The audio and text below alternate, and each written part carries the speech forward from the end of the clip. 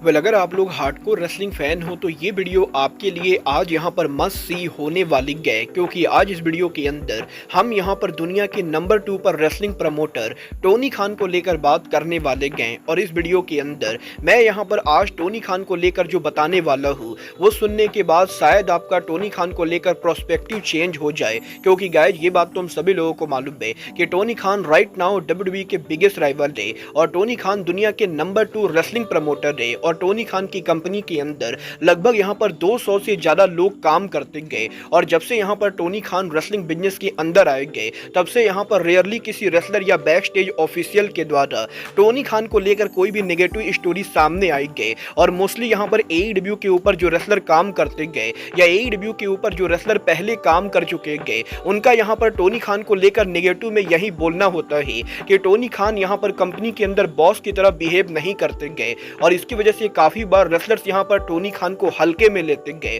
But अब यहाँ पर पहली बार टोनी खान के ऊपर AEW के एक फॉर्मर रेसलर के द्वारा काफी सारे गंभीर आरोप लगाए गए हैं। और आप ये बोल सकते हो कि AEW के फॉर्मर रेसलर के द्वारा टोनी खान को लिटरली एक्सपोज करने की कोशिश की गई है। गाइड यहाँ पर ये बात तो हम सभी लोगों को मालूम है, WWE के farmer creative head Vince McMahon को लेकर इंटरनेट के ऊपर काफी सारी स्टोरीज है। और विंस मैकमैन रेसलिंग बिजनेस के अंदर तो गॉड फादर माने जाते गए, बट रियल लाइफ के अंदर विंस मैकमैन बहुत ही घटिया आदमी गए जिसके ऊपर सेक्सुअल असॉल्ट के मल्टीपल चार्जेज है। बट विंस मैकमैन के अलावा WWE के current creative head triple H को लेकर भी रेसलिंग बिजनेस के अंदर रेस्कल बिहेवियर को लेकर काफी सारे आरोप लगे गए। और काफी सारे करंट और फॉर्मर रेसलर्स का ये कहना है कि ट्रिपल एच ब्लैक लिस्टर्स को लेकर काफी ज्यादा वियर्ड बिहेव करते गए। और अब यहाँ पर इस बार AEW के current creative head Tony Khan को लेकर AEW के ही फॉर्मर सुपरस्टार जेक हेगर ने यहाँ पर उनके इंटरव्यू पर बात की गई, जहां पर जेक हेगर के इंटरव्यू के अंदर जेक हेगर ने टोनी खान को लेकर कुछ ऐसे स्टेटमेंट दिए हैं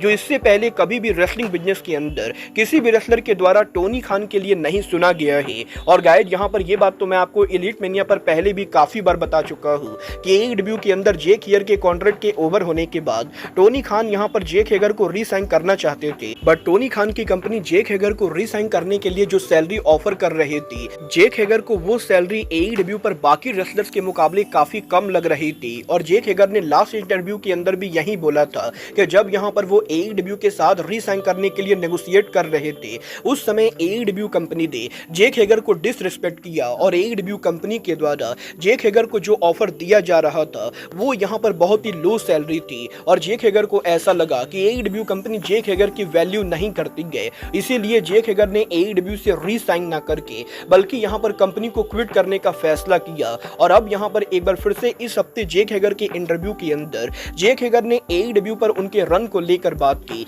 जहां पर मोस्टली जेक हेगर के इंटरव्यू के अंदर वो टोनी खान को बुरी करने की कोशिश करते गए। और जेक हेगर ये कहते गए कि AEW के अंदर जेक हेगर के कॉन्ट्रैक्ट के ओवर होने से 2 हफ्ते पहले टोनी खान की कंपनी ने जेक हेगर को रीसाइन करने के लिए रीच आउट किया था, जहां पर कंपनी जेक हेगर को लंबे कॉन्ट्रैक्ट में साइन न करके बल्कि मात्र यहाँ पर 18 महीने के कॉन्ट्रैक्ट में साइन करना चाहती थी। और जब यहाँ पर जेक हेगर को ये पता चला कि कंपनी यहाँ पर जेक हेगर को सिर्फ 18 महीनों का कॉन्ट्रैक्ट दे रही है, उसी समय जेक हेगर को ये पता चल गया था कि AEW कंपनी जेक हेगर को वैल्यू नहीं करती गए, क्योंकि जेक हेगर ये बिलीव करते गए कि AEW के बाकी रेसलर्स के मुकाबले वो कंपनी में यहाँ पर काफी बड़े स्टार थे। और AEW के पहले डायनामाइट के एंडिंग के ऊपर जेक हेगर के डेब्यू के वजह से AEW के पहले डायनामाइट को काफी ज्यादा हाइप मिली थी। और इसके अलावा AEW के अंदर जेक हेगर ने AEW के some of the most popular matches के अंदर काम किया था, जहां पर AEW के ब्लड एंड गट्स और AEW के स्टेडियम स्टैम्पीड जैसे मैच के अंदर जेक हेगर के शामिल होने की वजह से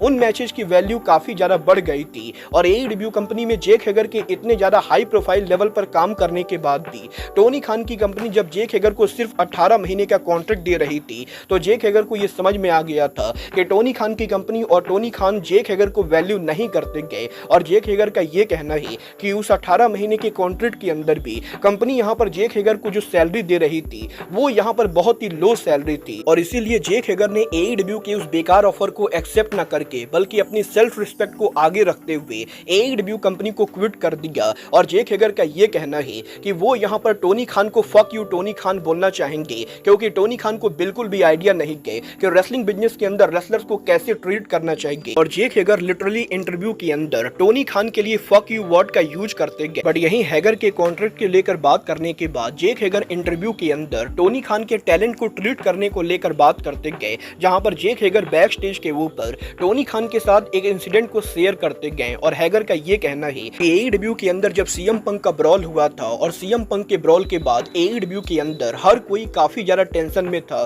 तो सीएम पंक के ब्रॉल के बाद एईडब्ल्यू कंपनी का जो डायनामाइट होने वाला था, उस डायनामाइट के शुरू होने के पहले जेक हेगर एईडब्ल्यू के लॉकर रूम के अंदर एईडब्ल्यू के कुछ रेसलर्स के साथ मीटिंग कर रहे थे, जिस मीटिंग के अंदर एईडब्ल्यू कंपनी के some of the top wrestlers शामिल थे। और ये मीटिंग यहाँ पर कंपनी के द्वारा नहीं कराई जा रही थी, बल्कि कंपनी के अंदर जो टॉप रेसलर्स हैं, उन रेसलर्स ने आपस में ये डिसाइड किया था कि सीएम पंक के इंसिडेंट के बाद वो यहाँ पर कंपनी के अंदर कैसे काम करेंगे और इन चीजों को यहाँ पर कैसे कंट्रोल करना है। और बेसिकली इस मीटिंग के अंदर एईडब्ल्यू सुपरस्टार स्टिंग शामिल थे, AEW superstar Bryan Danielson, Jon Moxley, Chris Jericho और पॉल वाइट शामिल थे। और इस मीटिंग के अंदर कंपनी का कोई भी एग्जीक्यूटिव शामिल नहीं था और बेसिकली कंपनी के जो टॉप रेसलर थे वो यहाँ पर लॉकर रूम के अंदर एईडब्ल्यू के अंदर पंक के बाद कंपनी के सिचुएशन को लेकर बात कर रहे थे। और शो के शुरू होने के कुछ ही मिनटों पहले जब ये सभी लॉकर रूम के अंदर मीटिंग कर रहे थे, उसी समय सडनली यहाँ पर टोनी खान लॉकर रूम में बिना नॉक किए एंटर हो जाते गए और टोनी खान लॉकर रूम में आकर चिल्लाकर ये बोलते गए कि आज यहाँ पर एईडब्ल्यू के डायनामाइट के ओपनिंग के ऊपर एईडब्ल्यू के अंदर यहाँ पर वो 6 मैन टैग मैच को बुक कर रहे गए। और शो के ओपनिंग के ऊपर ही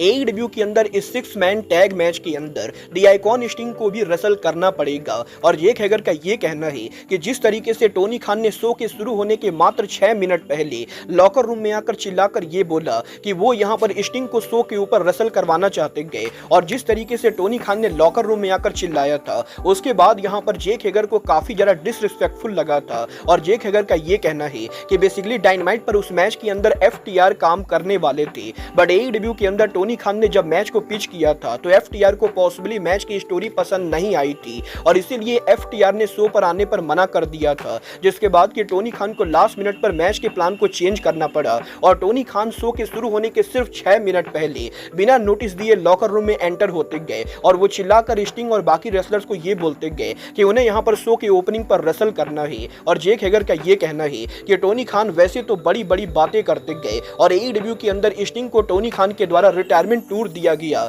बट जिस तरीके से टोनी खान ने लॉकर रूम में बिहेव किया था, अगर यहाँ पर स्टिंग की जगह जेक हेगर होती तो वो यहाँ पर कभी भी एईडब्ल्यू पर रिटायर नहीं होती। बट गाइस यहाँ पर इसके अलावा जेक हेगर के इंटरव्यू के अंदर जेक हेगर ने यहाँ पर टोनी खान के कंपनी में रेसलर्स के बुक करने को लेकर भी सवाल उठाया है, जहाँ पर जेक हेगर का ये कहना है कि टोनी खान एईडब्ल्यू कंपनी को सिर्फ इसलिए चला रहे गए क्योंकि टोनी खान और उनके फादर के पास काफी ज्यादा पैसा है। और जेक हेगर ये बिलीव करते गए कि टोनी खान को रेसलिंग बिजनेस के बारे में घंटा कुछ भी नहीं पता है और वो यहाँ पर सिर्फ एईडब्ल्यू के अंदर एईडब्ल्यू में रेसलर्स के साथ प्ले कर रहे गए। और टोनी खान बेसिकली एक स्पॉइल्ड चाइल्ड है जिसके पास काफी ज्यादा पैसा है और वो इन पैसों का यूज करके एईडब्ल्यू के अंदर रेसलर्स को टॉय की तरह यूज करता है, जो यहाँ पर एईडब्ल्यू के अंदर हमेशा किसी न किसी रेसलर का डेब्यू करवाते रहता है। बट एईडब्ल्यू में इन रेसलर्स के डेब्यू करने के बाद रेसलर्स के साथ कंपनी पर क्या करना है, इसको लेकर टोनी खान को कोई भी आइडिया नहीं गए। और टोनी खान जब एक टॉय से बोर हो जाते गए तो टोनी खान उस टॉय को साइड में करके उनके न्यू टॉय के साथ खेलना शुरू कर देते गए। और जेक हेगर ये बिलीव करते गए कि टोनी खान का रेसलिंग बिजनेस में होना रेसलिंग बिजनेस के लिए बहुत ही बड़ा खतरा है। और जेक हेगर यहाँ पर कभी भी टोनी खान जैसे लोगों के लिए फ्यूचर में काम करना नहीं चाहेंगे, क्योंकि एईडब्ल्यू और टोनी खान के द्वारा कंपनी के अंदर रियल फाइटर्स को रिस्पेक्ट नहीं दी जाती गए। और कुछ इस तरीके से जेक हेगर के इंटरव्यू के अंदर जेक हेगर ने टोनी खान के ऊपर अपनी पूरी भड़ास निकाली गई और जेक हेगर ने लिटरली खान को एक्सपोज करने की कोशिश की गई। वेल मैं पर्सनली जेक हेगर के मुंह से ये सभी बातें सुनकर बिल्कुल भी शॉक नहीं हूँ, क्योंकि ये पहली बार नहीं गए जब जेक हेगर टोनी खान को लेकर ऐसी बातें कर रहे गए, क्योंकि जेक हेगर ने पहले भी यहाँ पर एईडब्ल्यू के लीव करने के बाद टोनी खान को यहाँ पर कम्युनिस्ट कॉल आउट किया था। और डेफिनेटली यहाँ पर क्योंकि खान ने जेक हेगर को रीसाइन नहीं किया और जेक हेगर के एईडब्ल्यू को लीव करने के बाद डब्ल्यूडब्ल्यूई की तरफ से भी जेक हेगर को ऑफर नहीं आया, तो इसीलिए जेक हेगर पागल होकर अब यहाँ पर इंटरव्यू के अंदर उनकी भड़ास निकाल रहे गए, जो मेरे हिसाब से काफी हद तक जस्टिफाइड है।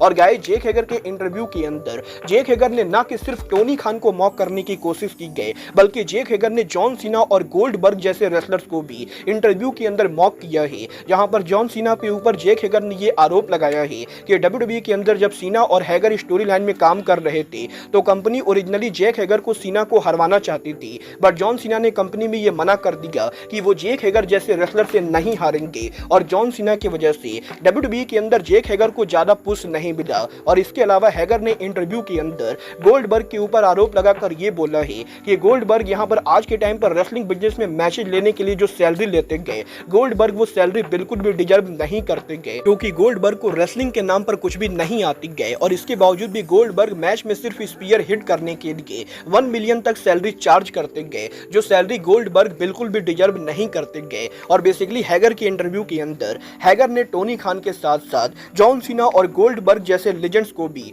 बुरी तरह से लपेट दिया है। वाल आप यहाँ पर जेक हैगर की इन सभी बातों से एग्री करते हो या नहीं, आप लोग मुझे कमेंट करके बताइए। बट गाइज अब आज के इस वीडियो में बस इतना ही। मैं मिलता हूँ आपसे अपने अगले वीडियो में। बट गाइज तब तक के लिए good bye, good night and bang.